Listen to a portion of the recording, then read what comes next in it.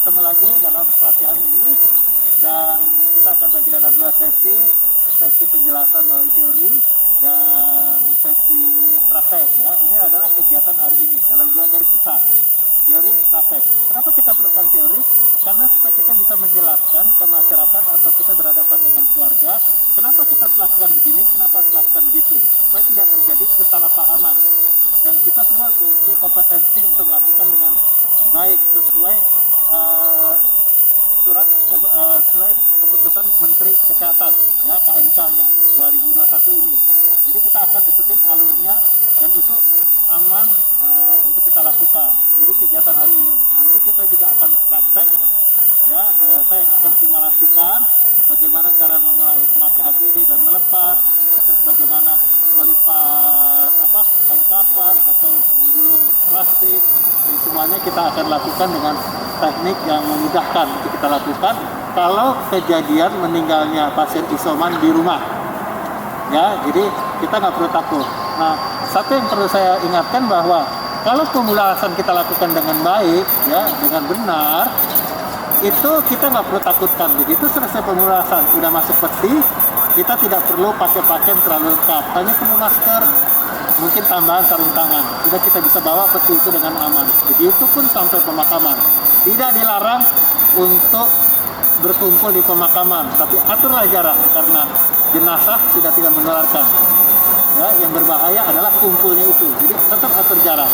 Anda tetap boleh berdoa di pemakaman tersebut ya. Jumlahnya batasi kalau perlu bergantian.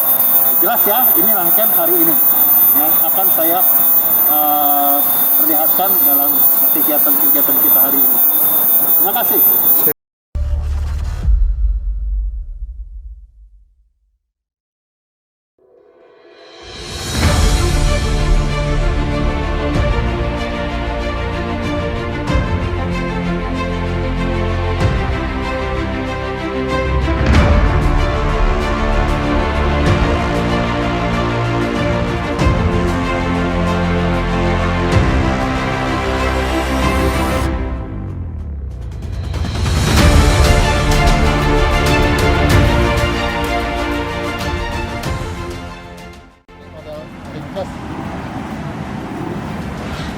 Pakaian kalau Anda mau ganti ya, yang enak dengan perhitungan.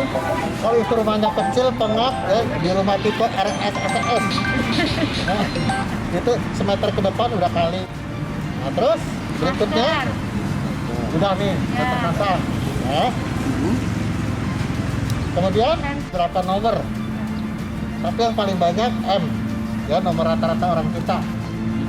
Nah, pakai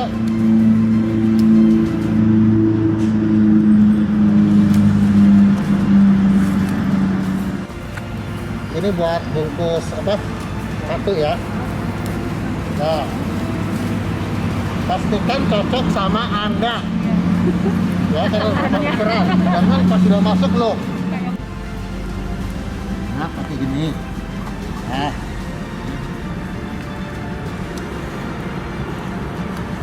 apalagi ke rumah orang ya. Nah, nih ya, kita harus sombong gitu. Benar kan ya?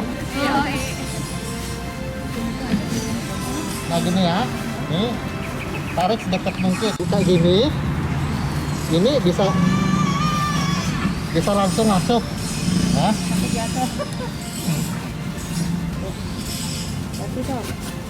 nah ini kotor nggak apa-apa, gitu ya. Nah, masuk gini. Ini baru satu, dimasukin ke sepatu bot. Nah, sepatu bot yang bagus itu satu nomor dari nomor Anda yang biasanya. Jadi kalau kita kalau kita 39 pakai 40, kita 40 pakai 1 ya.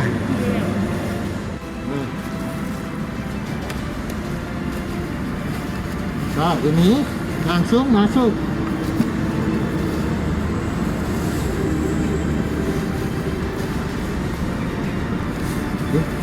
Perlahan-lahan ke atas. Nah, kerja yang rapi ya, karena kerapian bagian dari iman. Kalau Anda nggak rapi, bukan nggak beriman, ceroboh. Nah, masuk.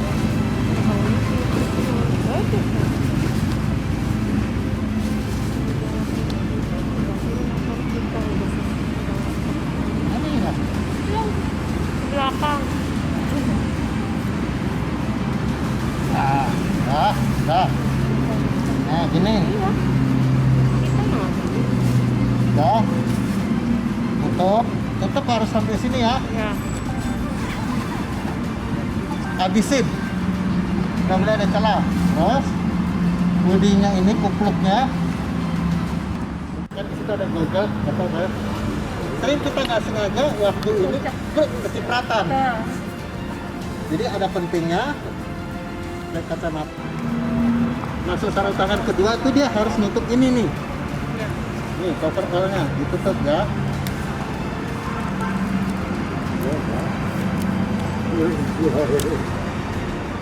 Nah, pokoknya gitu. Nah, terus bawa jangan lupa sprayer seliter atau yang 2 liter. Ini yang model.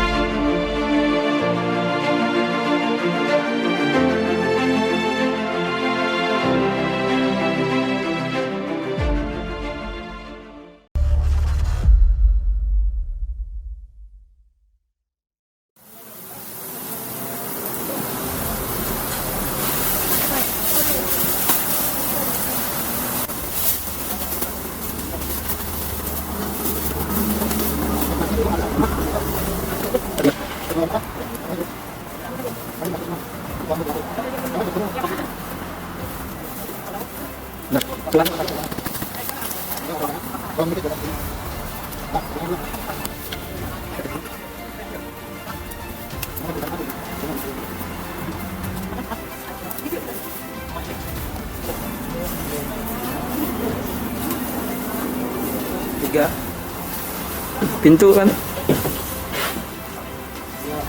Bang. Udah kan ya? Terus mau ke arah sana apa yang ke sana dulu? Sana dulu. Ya udah. Keliling dindingnya dulu. Iya langsung.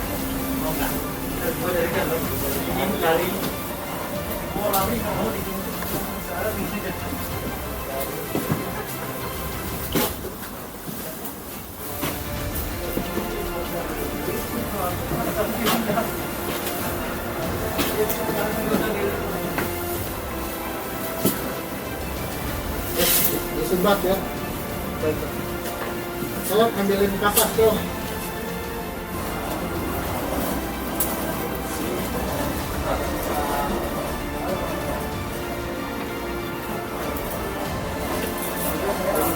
Pelan-pelan. Mangkoknya taruh aja. Lihat wajah, terus nggak usah dipegang ini, lihat. Nah, sampai ini, sampai kaki, cepet aja. Cepet aja nggak apa-apa. Nanti dikasih keterangan. Nggak usah sampai di titik-titik itu, hanya sepintasnya ya. Udah, oke. Nah, panggil tim. Masuk. Masuk. Nah, gitu. Oke. Nah, datang.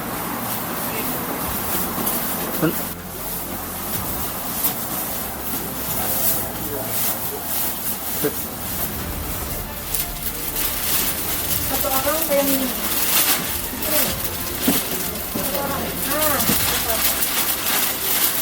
Udah, cukup. Nah. Nah, masukin. Oke, terus. Ya, belakangnya. Soal di sebelah sana. Balikin, miringin. Terus bawahnya, terus belakangnya. Oke, agak jarak ya. Udah. Oke, terus. Ya, udah. Dah. Sekarang disatuin. Oke, udah.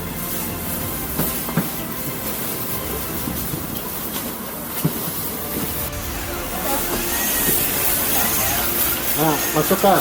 Ya. Terus geletakan. Dari situ. Nah, pegang pinggul. Gini. Pinggul gini. Nah. Oke, dah, rapiin dulu. Tarik keluar semua. Poin pertama, gulung. Itu. Ya.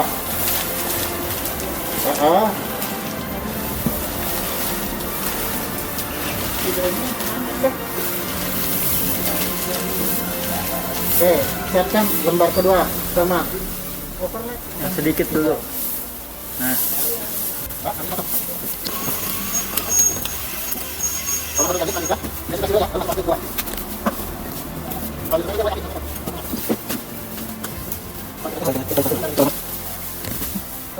ya, gitu.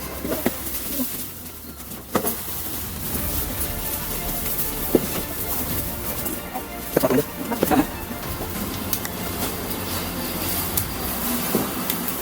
Semprot semua, terus masuk plastik.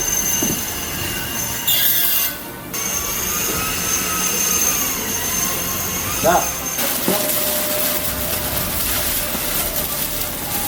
Dah, siap. Bang, Keluarin udara plastik.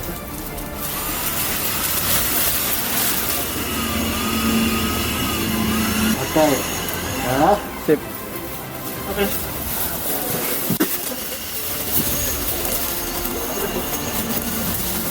Oke. Masih mau jalan yang di kepala 2 orang, yang di itu 1.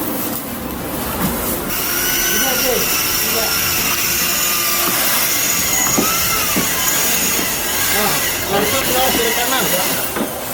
Kiri kanan.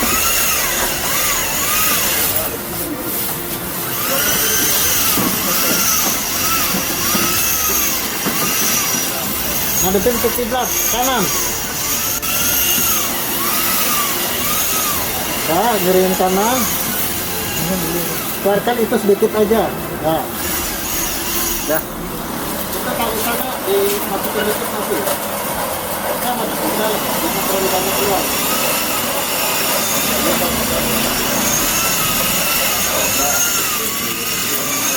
Kalinya yang kelihatan.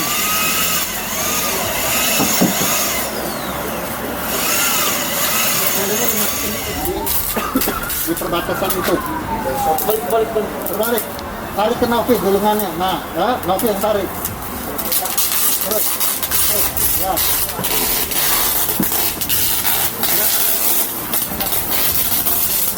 Tiga, 4 kali ya. Pokoknya rapat. Tengah. Tengah, atas, bawah, tengah, atas, bawah. Itu pegangnya nggak punya sama. Ada palu nggak palu? Ya, Bener ya. dong, udah cek. Oke. Tangannya, drop.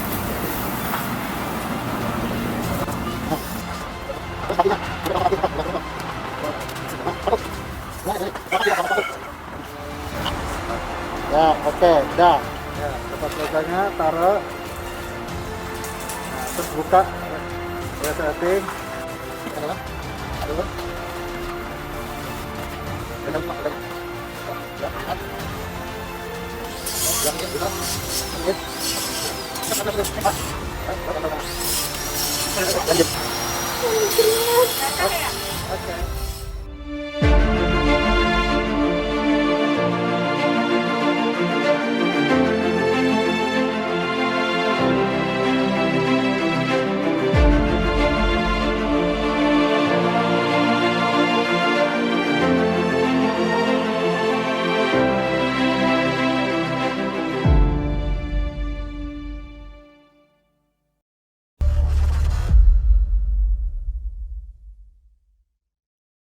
Apa yang nanti kita akan lakukan itu ada payung hukumnya. Jadi orang nggak bilang itu salah gitu, enggak. Ya, payung hukumnya berdasarkan keilmuan dan sudah ditetapkan oleh undang-undang, peraturan menteri dan sebagainya. Jadi kita terlindungi. Nah, ini penting, pelatihan ini nanti bukan untuk kita jadi lebih merasa bisa, bukan. Di tingkat bawah, ya ini pengalaman saya. Kan sudah ada satgas lain, nggak tahu dia dapat pelatihan dari mana atau sendiri di mana, ketemu sama kita. Kalau bijak kita kerjasama pemulasan jenazah sesuai kaidah agama. Jadi terserah agama yang diakui di Indonesia kan ada 6, tapi yang terbesar kan Islam. Jadi rata-rata kita hampir ketemu itu ya, karena jumlahnya terbesar. Nah, lakukanlah, nah, ya. Nah, petugas pemulasaran memberikan penjelasan. Itu yang penting. Jadi sebelum kita utak-atik, ya ada laporan nih, ada yang meninggal di rumah. Oke, sebelum kita lihat, jelaskan keluarganya mana. Oke, minta izin. Saya akan masuk ke dalam, saya akan melakukan mulai dari luar sampai dalam begini. Dan Anda tidak diperkenankan ikut kalau tidak pakai APD yang lengkap. Dijelaskan dulu ya, termasuk nanti ya. Terus tanya, rumah ini seluas apa? Ada halaman belakang atau depan, ruang terbuka? Itu masalahnya nanti untuk memandikan. Adapun ruang terbuka di belakang biasanya, tapi belum tentu cocok. Limbahnya mau dibuang kemana? Itu masuk ke got publik loh. Lain kalau masuk ke septic tank, itu diizinkan. Nah, itu nggak bisa. Kita harus jelaskan. Kita tidak akan melakukan bawa keluar. Bawa ke depan, halaman depan. Oh, jadi tontonan masyarakat. Kerumunan, lebih kacau lagi. Jangan. Jadi kasih tahu, jadi mohon maaf, saya akan melakukan di atas tempat tidurnya, di kamarnya. Kemudian, anggota kita salah satu ini urus ini. Surat keterangan kematian, sertifikat, lapor dokter puskesmas setempat wilayah dia. Karena harus ada surat kematian untuk ngurus nanti di pemakaman biar mudah. Jadi itu yang penting, ya. Lakukan sesuai kaidah agama yang meninggal, gitu, ya. Jelaskan apa yang Anda ingin lakukan. Minta surat keterangan kematian dari dokter setempat. Desinfeksi harus dilakukan oleh tenaga yang memiliki kompetensi, artinya mampu melakukan. Terus APD-nya lengkap. Itu yang pertama masuk. Itu upayakan hanya satu orang aja, jangan bikin orang banyak masuk. Nah, dia nyemprot dulu ruangan, sterilkan dulu ruangan. Kalau ruangan udah steril, udah disemprot, ya nyemprot tuh nggak usah kalap sampai semuanya, enggak. Hitung aja tinggi kita manusia normal Indonesia, rata-rata tingginya 180 kan, jaraknya 2 meter. Nah, jadi kalau ini ruangan, ini saya setinggi ini, nanti kalau semprot sampai sini, nggak usah ke atap-atap, karena saya tinggi gini, kalau saya semprot, dia cuma saya jatuh ke bawah. Jadi yang penting, nggak usah seluruh, setinggi 2 meter deh dindingnya. Yang penting lantai, karena virus itu virus jatuh, droplet, bukan Mycobacterium TBC yang terbang kemana-mana. Dia jatuh, jadi lantai utama gitu ya. Oleh karena itu yang pertama, kenapa harus lengkap pakai sepatu buatnya satu orang. Dah, tunggu beberapa menit ya, sebaiknya dulu tunggu sampai kering banget, itu 20-30 menit. Nah, itu juga dijelaskan ke keluarga waktu kita menjelaskan. Nanti kita akan makan waktu sekitar sekian menit. Karena ada yang keluarga, ini buruan dong, di ini kan harus di... Nah, kita didesak untuk bekerja buru-buru, akhirnya kita lupa keselamatan kita. Jadi jelaskan, kenapa harus ditunggu? Karena biar saat itu bekerja efektif, ya. Nah, itu yang dipentingkan. Ini bahan desinfeksi jenazah, ya. Kalau di puskesmas, dia pakai standar formalin 10%. Anda juga bisa beli, tapi saya nggak anjurkan karena agak susah, ya kan? Pakai desinfektan apapun bisa, ya, nggak tergantung merek apapun. Kalau ini, yang penting untuk mensterilkan aja, ya. Nah, di sini kan ditunggu 30 menit ya, itu di rumah sakit. Nah, kita di rumah cukuplah 20 menit atau 30 menit kalau mau lebih safe. Setelah kita lakukan desinfeksi, baru dipindahkan ke ruang pemulasaran. Itu prosedur rumah sakit. Tapi kita bukan di rumah sakit, kita di rumah. Jadi lakukan di atas tempat tidur di ruangan tersebut, tanpa kita harus pindahkan ke halaman belakang atau depan yang kosong terbuka, belum tentu cocok. Jadi tetap lakukan di atas tempat tidurnya dengan segala posisinya, jenis tempat tidurnya. Bahkan ada yang cuma di atas tikar, kasur di atas lantai, bener tempat tidur divan, bahkan spring bed, macam-macam tuh. Kita nanti punya tingkat kesulitan sendiri tergantung jenis tempat tidurnya, ditambah berat badan yang meninggal. Jika di luar rumah sakit, sebaiknya tidak dilakukan pemandian nih. Di perumahan kita belum tentu cocok, ya, terutama buang limbahnya kemana, gitu. Jadi jangan dilakukan. Jadi sesuai sama tadi fatwa. Kemudian ini, peti tidak boleh dibuka, dikeluarkan atau disemayamkan. Sekali masuk, jangan dibuka. Makanya waktu penjelasan kasih tahu, ini akan dipetikan. Setelah ini ya, setelah dilakukan pemulasaran yang baik, udah dibungkus segala, kan terakhir mau masuk peti.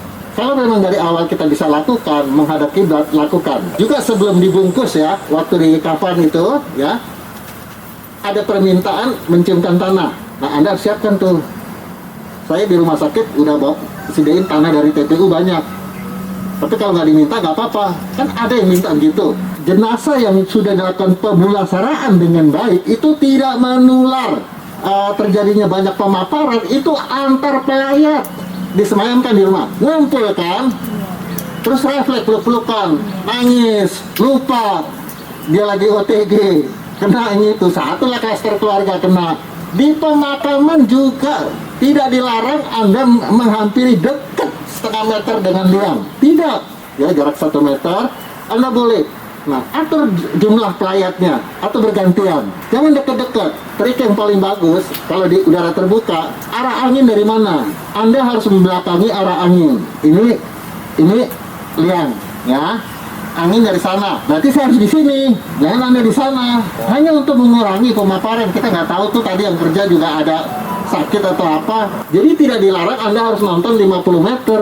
Itu beberapa TPU karena nggak dapat pengetahuan melarang, ya. Berapa TPU yang saya datengin itu pekerja penggali kuburnya sekarang nggak pakai apa-apa, cuma pakai masker, udah.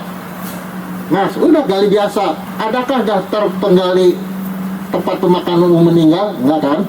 Lebih banyak dokter, gitu. Karena nggak menular, ya. Tapi beberapa TPU sekarang masih mengerikan. Itu yang membuat gambaran kayaknya jenazah itu sangat menular.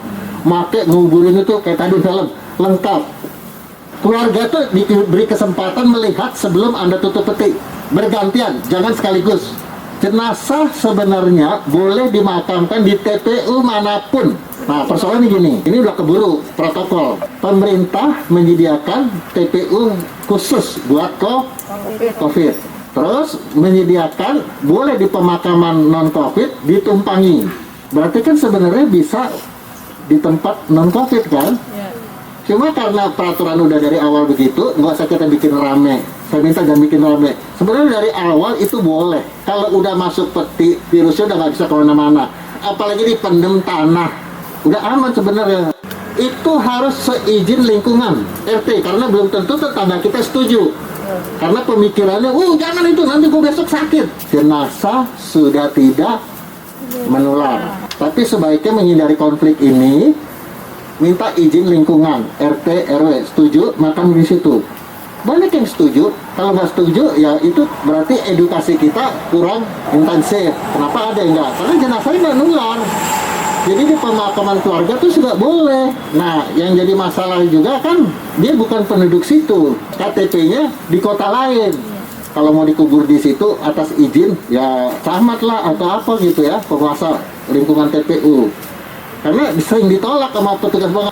Ada lagi gini, saya mau bawa pulang ini ke Sukabumi, kru ambulan membawa jenazah itu bukan harus buru-buru, toh dia udah meninggal, nggak akan hidup lagi dengan kecepatan tinggi. Yang penting sampai selamat tepat waktu. Nah, perhitungannya gini, kalau jenazah itu akan dikirim keluar kota lebih dari 4 jam, peti di plastik dulu dalamnya, supaya kalau dia mulai pembusukan, 4 jam tuh mulai pembusukan, dia mencair, airnya nggak keluar kemana-mana. Pernah kita kalau waktu masih zaman normal, jenazah kelamaan di luar kan mulai netes tuh. Itu namanya proses pembusukan. Proses pembusukan yang normal kalau sehat itu 6 jam. Tapi karena dia mati penyakit lebih cepat busuknya. Jadi 4 jam udah mulai. Kalau dia orang sehat, proses normal pembusukan mulai 6 jam. Sehat, karena nggak ada bakteri di tubuhnya, nggak ada penyakit. Tapi kalau dia ada penyakit, lebih cepat pembusukannya. Kenapa? Karena bakterinya udah bekerja lebih dulu. Nah, ini koordinasi dengan Perhimpunan Dokter Forensik. Kalau Anda bingung menghadapi sesuatu, telepon dokter forensik. Nah, masalahnya Anda nggak punya telepon. Dokter forensik jumlahnya dikit. Di Kota Bogor hanya ada di Rumah Sakit Ciawi. Cuma satu-satunya dari dulu. Nah, sekarang kita masuk ke tata laksananya. Terkonfirmasi COVID. Jadi, sudah kita bisa pastikan memang dia COVID, isoman. Ada surat pembuktian pernah periksa swab PCR. Untuk kawan-kawan Satgas di sini hati-hati. Kalau tes antigen negatif, masih mungkin Anda positif. Tapi kalau tes antigen Anda positif, sudah pasti Anda positif. Jadi yang memastikan tuh swab, ya, PCR tes itu.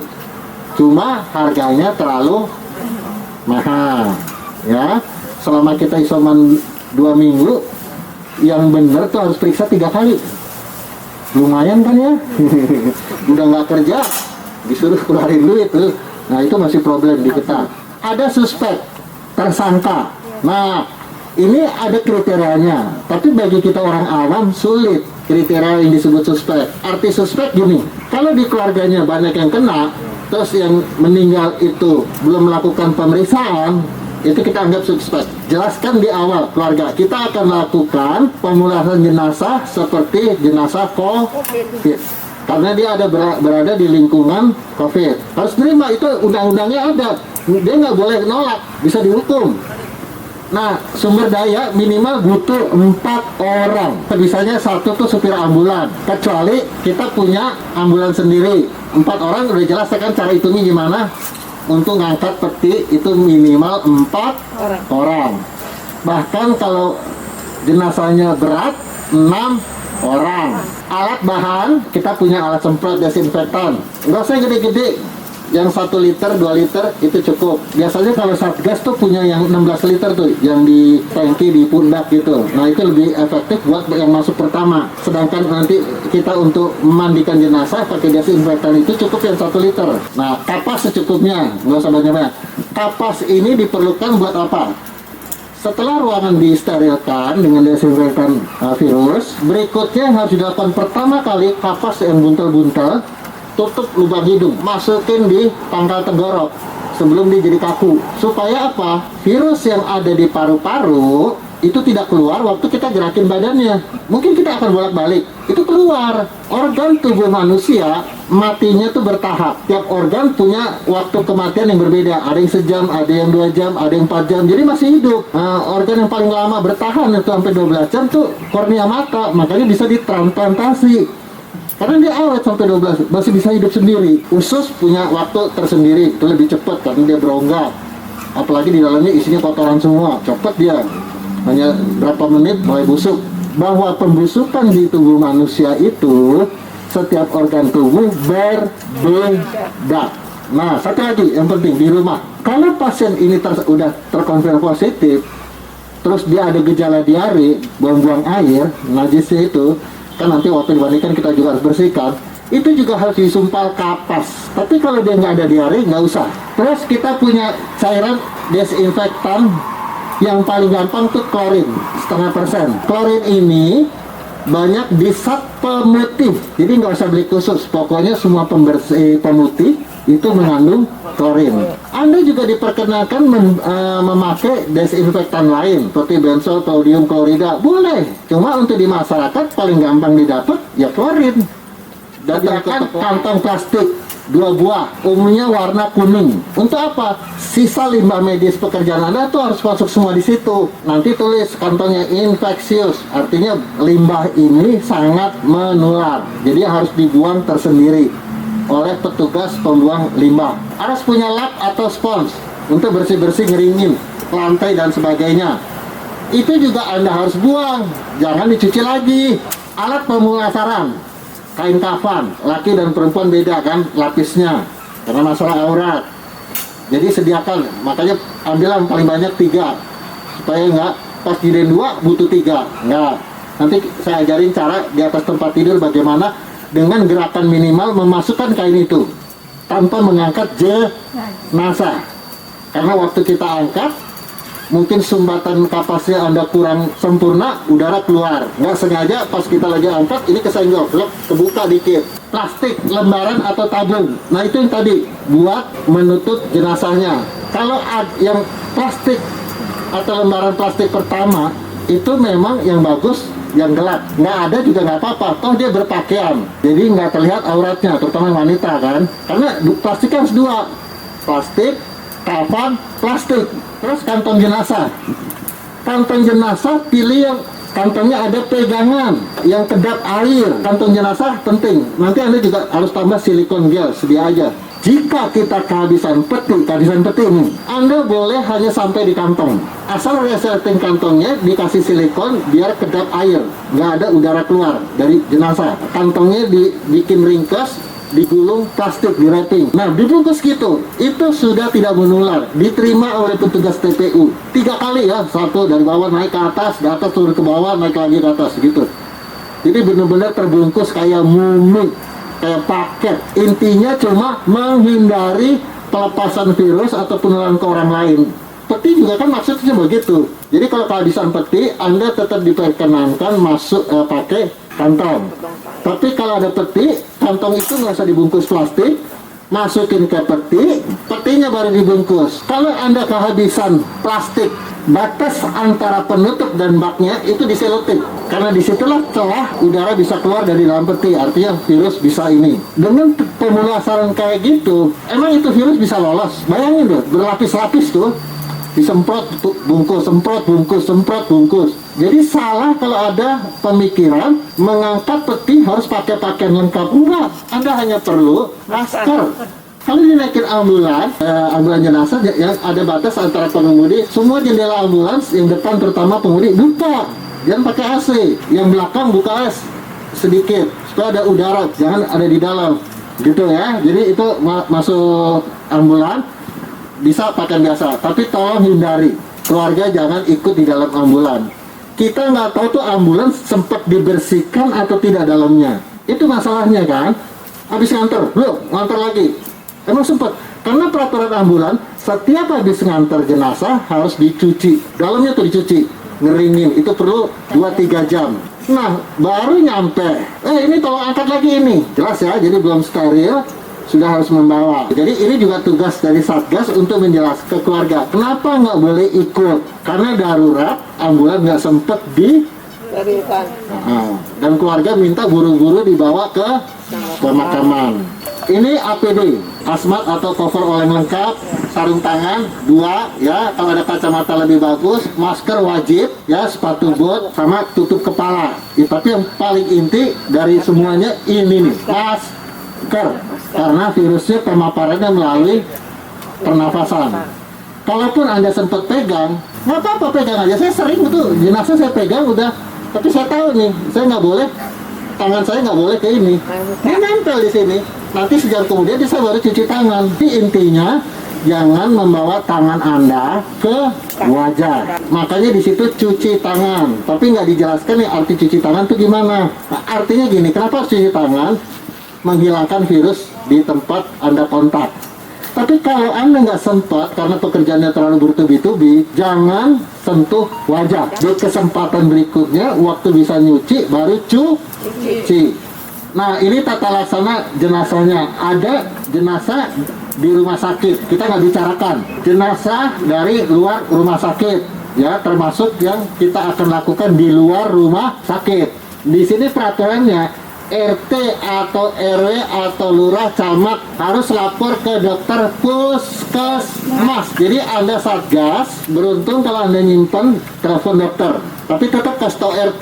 Jangan dibilang Anda melangkahi tugas saya, karena di masyarakat kita ada sering ketersinggungan, dibantu malah disalahin ya. Nah, ini yang di sini dikatakan gini, ada kemungkinan tanda-tanda kekerasan. Ini saya dapat kemarin satu. Nah, hati-hati ya, jangan main asal bungkus. Waktu Anda habis tutup tuh ya, lihatlah di tubuhnya ada nggak tanda kekerasan, bekas pukulan atau penganiayaan. Karena zaman COVID ini matiin orang paling gampang tanpa diketahui pihak berwenang. Karena dikambing hitamkan si COVID yang bunuh dia. Kemarin saya dapat satu, waktu dapat saya curiga, kok mati COVID di rumah kok ada luka-luka, memar-memarnya banyak, telepon polisi, ternyata apa? Itu cuma hanya mau rebut warisan biar matinya biar cepet, tapi dibilang COVID. Nah kita jangan kecolongan kayak gitu. Nah, terutama yang perempuan itu kekerasan dalam rumah tangga selama pandemi itu tinggi. Sempetin ya kalau bisa lihat daerah terbuka, wajah, tangan, terutama dada, ya, terus pinggul itu diperhatikan. Jangan lama-lama, lihat ada tanda memar atau luka-luka, tutup segera, terus kasih tahu dokter saya curiga bahwa ini ada masalah kekerasan. Jadi nanti sampai ditentukan dokternya akan manggil polisi akan tahan. Dipastikan nanti pemeriksaan dokter, bener nggak nih kekerasannya sengaja atau tidak sengaja. Nah jadi hati-hati, jadi bukan asal bungkus, lihat dulu ada nggak tanda kekerasan. Nah ini petugas di fasilitas pelayanan kesehatan harus koordinasi dengan dinas pertamanan. Tapi sekarang udah nggak sempet. Yang harus koordinasi pertama adalah Anda. Harusnya koordinasi itu oleh keluarga. Keluarga menghubungin TPU, mau dimakamkan di TPU mana. Tapi dalam keadaan dia berduka, kalut, karena nggak sempet dia menghubungi TPU. Jadi Satgas harus punya daftar TPU. Boleh nggak? Ini domisilinya bukan di sini, tapi mati di sini karena dia kos di sini. Boleh nggak dikuburkan di sini? Kalau ditolak, kebetulan kotanya deket, kurang dari 4 jam, ya petinya harus kasih plastik. Berarti ada kerjaan tambahan buat Anda. Sebelum dimasukin, diplastikin, gitu ya. Petugas memberikan penjelasan kepada pihak keluarga tindakan yang akan dilakukan. Pakai APD lengkap. Nah, ini jadi ada di Fasiankes. Kalau di rumah sakit, dokter itu menggunakan semacam gaun, pakaian lengan panjang, kain. Tapi di kita di luar nggak, coverall. Karena di rumah sakit ada yang namanya tempat untuk nyuci kembali secara steril. Jenazah itu tidak boleh dilakukan pembalseman, diawetin, disuntik, dan sebagainya. Itu biasanya dilakukan di rumah sakit. Kita nggak mungkin, itu bukan tugas kita. Tapi ada keluarga minta, tolong dong dibawa ke rumah sakit, mau dibalsemin aja saya, mau diawetin. Nggak boleh. Jelaskan, undang-undang peraturan tidak mengizinkan untuk diawetkan. Di sini juga diterangkan jenazah tidak dimandikan, pakaian tidak dilepas, kita pakai klorin 0,5%, ya pemutih apapun kita bisa pakai. Jadi itu disterilkan pakai klorin. Cuma begini, nanti yang orang pertama kali yang nyemprot ruangan sterilkan, usahakan jangan pakai klorin ya. Jadi itu harus pakai desinfektan yang tidak merusak. Klorin itu ada semprotkan suka-suka, terus kena komputer, habis itu 2 minggu kemudian karat aluminium atau besinya. Jadi kita merugikan orang. Jadi pakai namanya BKC, udah terkenal tuh di toko-toko BKC, itu benzopyronium klorida 10% 20%. Ada yang udah siap jadi, tinggal pakai. Ada yang Anda harus campur dengan air. Perbandingannya dikasih tahu di situ. Baca aturan pakainya. Jadi ingat ya, sebagai Satgas jangan ikut merusak peralatan rumah orang. Jadi intinya klorin jangan kena metal, itu entah itu besi, aluminium atau apapun, kan kasihan. Ini cuma tata cara seperti yang cerita saya. Habis itu masukin kantong, masukin peti. Pastikan tidak ada kebocoran. Jadi di peti sebelum jangan langsung angkat. Petinya Anda periksa, tunggu sebentar berapa saat, 5 menit, ada nggak bocor? Nggak ada, oke. Sisa-sisa cairan itu harus dibersihkan. Pakai spons, pakai pel, terus langsung masukin di plastik, buang. Petugas melepaskan APD di lokasi ya sesuai ketentuan. Artinya gini, setelah Anda pakai di dalam ya untuk ikut memandikan, memulaskan, terus kan keluar. Waktu di luar itu jangan deket-deket orang, ya siapkan di situ juga plastik. Anda buka langsung masukin ke dalam situ. Pemulasan pokoknya pakai APD, lepas APD sesuai aturan. Ini tempat pemakaman. Sebenarnya intinya sama. Begitu udah di peti, waktu Anda angkat, Anda hanya perlu masker. Lainnya pakaian biasa, sepatu bot. Siapa tahu lagi hujan, belak. Udah, petugas ambulan yang bawa juga cuma butuh itu, nggak butuh lain-lain. Jadi jangan membuat gambaran di masyarakat mengerikan. Sampai waktu awal-awal COVID, kayaknya mati COVID lebih aib daripada mati kena AIDS. Jadi ringkasannya, penularan jenazah itu tetap ada. Jenazah yang kita lakukan pemulasaran yang terkonfirmasi atau suspek. Terus pemulasaran dengan benar bisa dimakan di TPU. Peraturannya cuma dibilang TPU, nggak dibilang TPU COVID. Nggak. Jadi sebenarnya di TPU manapun bisa, asal seizin petugas TPU, termasuk yang tadi saya bilang, TPU keluarga, itu bisa asal izin tetangganya lingkungan. Karena ada tetangga yang tetap nggak nerima. TPU di desa itu kan kadang di sebelah rumah kan, makam umumnya. Itu juga bisa, nggak apa-apa. Tapi bicarakan dengan lingkungan nerima. Yang Anda harus yakinkan dari awal bahwa jenazah yang sudah dilakukan pemulasan dengan benar berlapis-lapis itu virusnya udah nggak mungkin lolos. Pertama aja udah disumbat, dibungkus plastik, disterilkan, baru dikafani, ya. Terus disterilkan, bungkus plastik kedua, plastik disterilkan, masuk kantong. Kantongnya dibuat kedap, terus kantong dimasukin ke peti, ya, tutup rapat. Mau lolos dari mana itu virus? Nggak semua peti itu bagus. Bahkan ada yang mau pesan sendiri peti, walaupun kita udah bagus, kadang petinya jelek.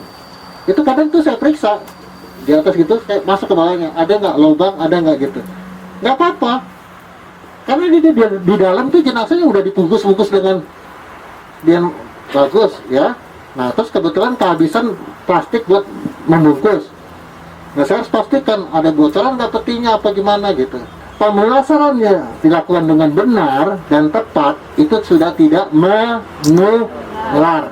Jadi pembawa peti sama petugas ambulan tidak perlu menakutkan orang. Petugas ambulan boleh pakai pakaian lengkap. Petugas ambulan yang menjemput orang COVID hidup, dia datang harus lengkap. Seperti kita mau masuk ke kamar jenazah, lengkap dulu dong, sterilkan ruangan. Kalau petugas ambulan yang mau masuk ke ruangan jemput, dia nggak perlu sterilkan ruangan, dia hanya ngambil bawa keluar ruangan. Itu sebenarnya tugas kita. Sebelum keluarga masuk itu Anda harus minta izin.